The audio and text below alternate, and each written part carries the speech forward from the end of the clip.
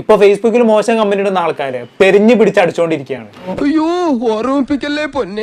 പ്രത്യേകിച്ച് വയനാട്ടിന്റെ ഉരുൾപൊട്ടൽ വിഷയത്തിൽ മോശം കമന്റ് ഇടുന്ന ആൾക്കാർക്കൊക്കെ നല്ല രാശിയാണ് ഇപ്പൊ. സത്യം പറയുള്ളൂ. വയനാട്ടിൽ ദുരിതം അനുഭവിക്കുന്ന കുട്ടികൾക്ക് ഞാൻ മുലപ്പാല് കൊടുക്കാൻ തയ്യാറാണെന്ന് പറഞ്ഞുകൊണ്ട് ഒരു അമ്മ രംഗത്ത് വന്നപ്പോ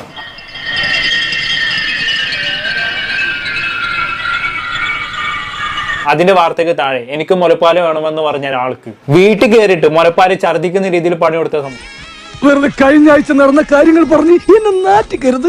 പിന്നെ അതുപോലെ തന്നെ ദുരിതാശ്വാസ ക്യാമ്പിൽ പെൺകുട്ടികളെ കളിക്കാൻ വേണമെന്ന് പറഞ്ഞുകൊണ്ട് ഒരാൾ കമന്റ് ഇട്ടപ്പോ അയാൾക്ക് കിട്ടിയ ഡോസിനെ കുറിച്ച് നമ്മൾ ഇന്നലെ ചർച്ച ചെയ്തതാണ്. ഈ കിട്ടുന്നതിലേക്ക് എനിക്ക് സന്തോഷമേ ഉള്ളൂ. ഇനിയും കിട്ടാൻ വേണ്ടി ഞാൻ പ്രാർത്ഥിക്കാം.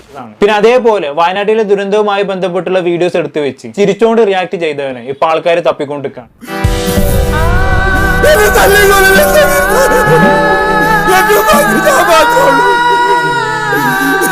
എന്നാൽ ഇന്ന് നമ്മൾ ചർച്ച ചെയ്യാൻ പോകുന്നത് അതിനേക്കാളും അതിര് കടന്നൊരു സംഭവത്തിനെ കുറിച്ചാണ്.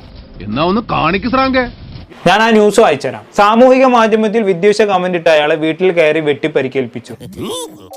എങ്ങനെയുണ്ട്? കമന്റ് ഇട്ടത് ഓർമ്മയുള്ളൂ, പിന്നെ വീട്ടിൽ കയറി അങ്ങോട്ട് വീശിക്കാഞ്ഞു. എന്തായാലും അവസ്ഥ. വല്ല ആവശ്യം ഉണ്ടായിരുന്നു അമ്മാവ? കുട്ടികളെ കൽപ്പിച്ച് വീട്ടിൽ ഇരിക്കേണ്ട പ്രായത്തിൽ ഫേസ്ബുക്കിൽ കയറി ഇമാതിരി ഓരോരോ കമന്റ് ഇടേണ്ട വല്ല ആവശ്യം ഉണ്ടായിരുന്നു? പറ്റിപ്പോയടാ. വേണ്ട വേണ്ട, നീ പലതവണ പറഞ്ഞതാ, കേട്ടില്ല. ഞാൻ തന്നെ. ഇതിപ്പോ വെട്ടുകൊണ്ട് ആശുപത്രി കിടക്കേണ്ട അവസ്ഥയായി. ഓരോന്ന് വരുത്തി വെക്കണം നോക്കണം നിങ്ങള്. മര്യാദയ്ക്ക് നടന്നിരുന്നെങ്കിൽ ഇങ്ങനെയൊക്കെ അനുഭവിക്കേണ്ട ആവശ്യം ഉണ്ടായിരുന്നു. വയസ്സാവും തോറും മനുഷ്യന് ബുദ്ധിയില്ലാണ്ടായാലും എന്താ ചെയ്യാ?